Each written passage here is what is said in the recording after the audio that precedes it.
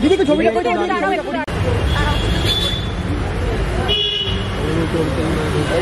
কে ঠেলাঠালি করছি রাহুল এবার একটু সোজা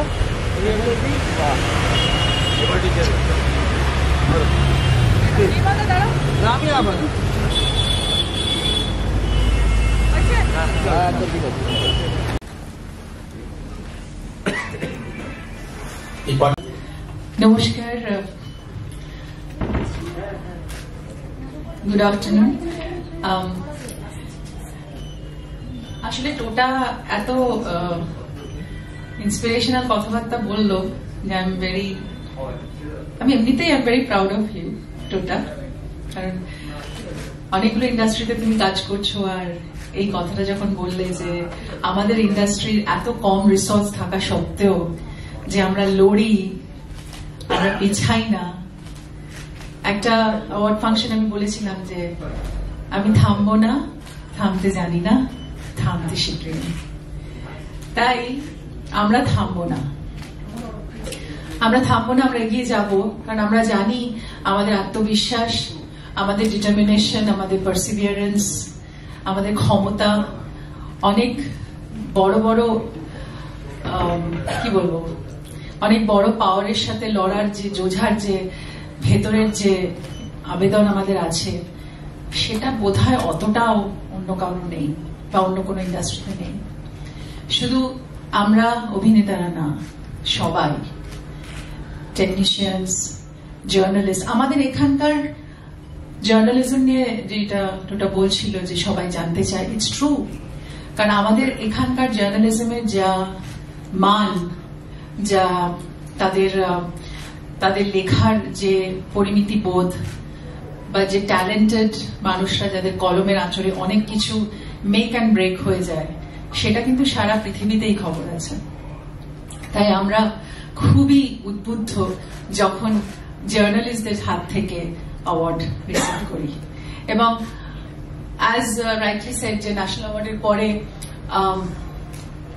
আমাদের BFJ award, Bengal film journalist award ছিল, যেটা আমি অনেকবার পেয়েছি এবং খুব প্রাউডলি রিসিভ করেছি। নির্মলদার সাথে অনেক বছরের অ্যাসোসিয়েশন, সুমিতদা আছে, আর বাল্মীকিদা এসছে, আচ্ছা, তো অনেক পুরনো অ্যাসোসিয়েশন। আজকে আমরা কিছুদিন আগেই আমাদের মধ্যে থেকে চলে গেলেন একজন খুব, বলছি মানে আমাদের খুবই প্রিয় মানুষ এবং আমাদের খুব প্রিয় জার্নালিস্ট সুপ্রিয়দাও একজন খুব ভালো মানুষ ছিলেন। জার্নালিজম তো একরকম, কিন্তু মানুষ ভালো হওয়াটাও খুব প্রয়োজন।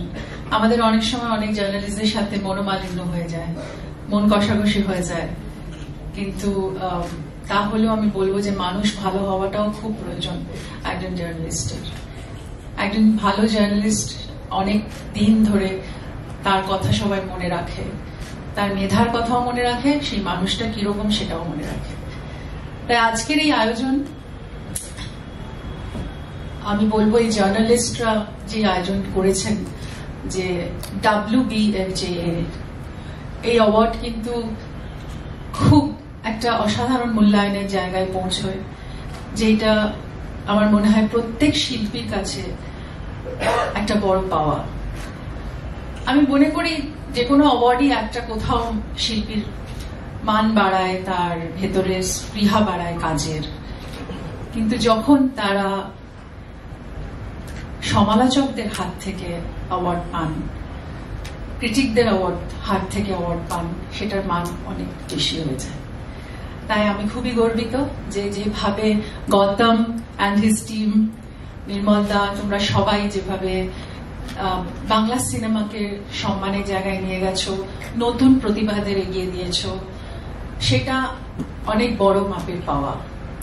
ইনফ্যাক্ট কালকেই ভাবছিলাম, অরুণদা চলে গেলেন, অরুণ রায়, আমি ওনার সাথে কোনোদিন কাজ করিনি, কিন্তু আমি দেখেছিলাম WBFJ তে অরুণদা কতগুলো অ্যাওয়ার্ড পেয়েছিলেন 11তে, এবং I was so very happy to see যে পরপর অনেকগুলো অ্যাওয়ার্ড ওই বছর উনি পেয়েছিলেন। তো সেই জন্যই ভাবছিলাম যে অনেক নতুনরা যারা এসেছেন তাদের এই অসাধারণ প্ল্যাটফর্মটা নিশ্চয়ই প্রয়োজন। আজকে আমাদের মধ্যে সুজিত, রাইট? সুজিত আছে। কালকে সুজিতের একটা গ্লিমস, ছবির একটা গ্লিমস আমি মানে একটুখানি দেখেছি, পুরোটা না হলেও, কিন্তু অসাধারণ, কি অপূর্ব ভাবে মাউন্টিং করেছো তুমি ছবিটাকে। সো প্রাউড অফ ইউ যে কমার্শিয়াল সিনেমার এই মাউন্টিং, এই রেঞ্জ, এই ক্যানভাস অপূর্ব। মানে সত্যি আমার কমার্শিয়াল ফিল্মগুলোর কথা মনে পড়ে যাচ্ছিল। আমি আর টোটা অনেক কমার্শিয়াল ছবি করেছি, মনে পড়ে যাচ্ছিল যে ওই ধরনের ওই এই ম্যামথ 70mm স্ক্রিনের যে মানে মজা, ডলবি সাউন্ডের যে আওয়াজ, যে ঘোড়ার খুঁড়ের আওয়াজ বা বাইকের আওয়াজ, বা চারিদিকের ওই অ্যাম্বিয়েন্সের যে ক্রিসেন্ডোতে নিয়ে যাওয়া, excellent work. I am very very proud. রথিজিতের গান তো অলরেডি একটা সাইরেন তৈরি করে দিয়েছে, এবং আরো ভবিষ্যতে নিশ্চিত আরো দারুণ গান পাবো তোমার কাছ থেকে। তো আমি আমার সব প্রিয় জার্নালিস্ট যারা এখানে আছে, আমার কাছে সবাই খুব প্রিয় মানুষ তোমরা। তোমাদের সাথে সব সময় আমাদের এক্সচেঞ্জ অফ থটস হতেই থাকে, be it on the paper or in the mind. তো সেই জন্য তোমাদের এই পুরো অতনুদাও আছে, এই পুরো সবাইকে, এই পুরো তোমাদের উদ্যোগকে অনেক ধন্যবাদ জানাই। আর আমার ছবি যদি নমিনেশনে থেকে থাকে, I will be very proud of it. Thank you.